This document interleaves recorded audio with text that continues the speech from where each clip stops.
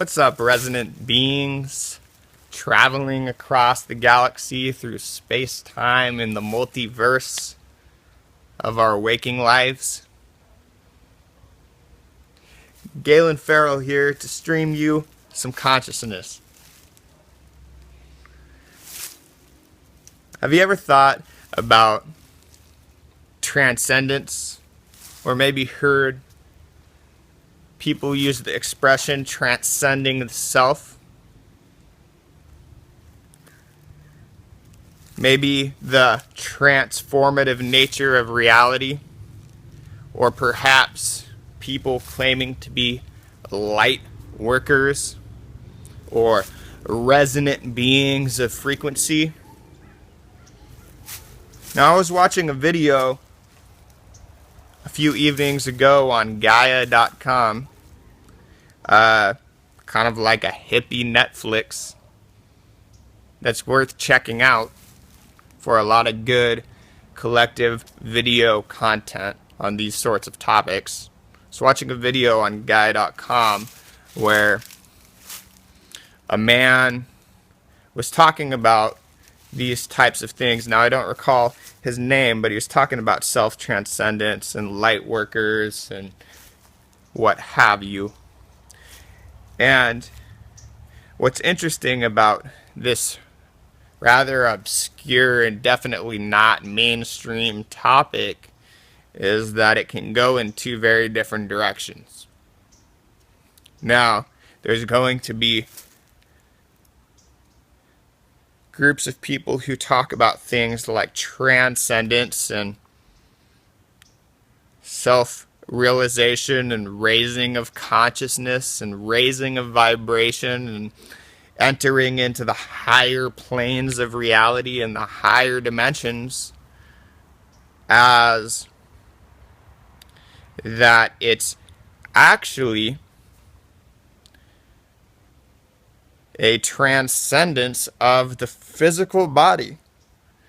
Now, I can't vouch for the certainty that any one individual preaching this has, but you will hear people talking about light work and meditation and all these sorts of things as literally that we're supposed to ascend from our individual manifestation in our physical incarnation. On the other side of the spectrum, when talking about transcendence of the self, we have what you find in Zen and in Tantra and various other schools, that transcendence of the self is transcending the identity as I, transcending the ego, transcending the self-actualization, the confidence that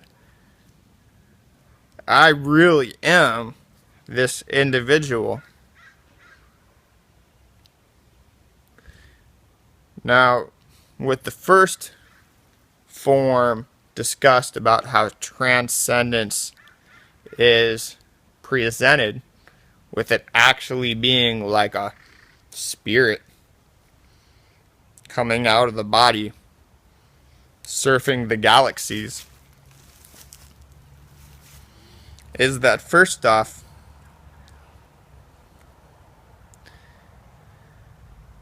it's a difficult thing to vouch for, you know? But secondly, when you listen to these people speak,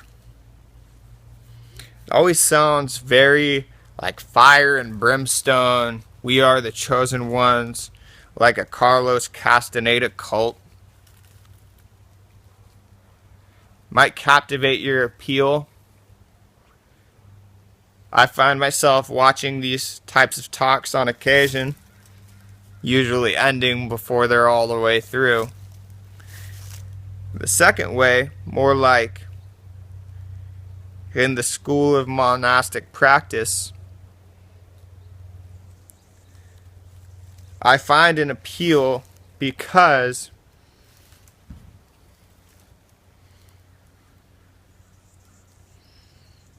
by stepping away from our constant self-actualization, our self-confirmation of who we are by what we do and who we know and what our name is and all these things that we tie on to our mental image of ourselves in order to create an identity from which we operate.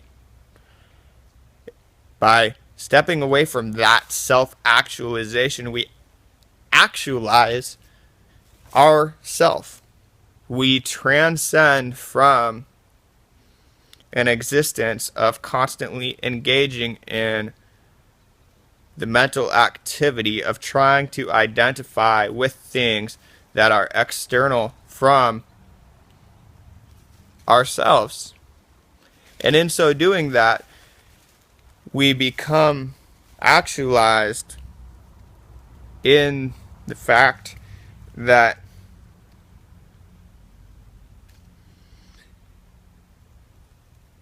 we are both individual and separate embodiments, but also all the same, all coming from the same thing, which to me is a very powerful realization, a raising of vibration, a higher realm, knowing the nature of the self. And the last thing I can attest to is that, as far as I can tell, life is a gift. Having the human form, a particularly fascinating one, of which, because of all these various things that we can do in our lives, with technology and written history and self-exploration, and even if the other school of disembodying an individual spirit out into the universe of cosmic consciousness is a real thing, it'll come in its time. So enjoy your life now. That's how I feel. Respectfully. This is Resonant Being. Thanks for tuning in.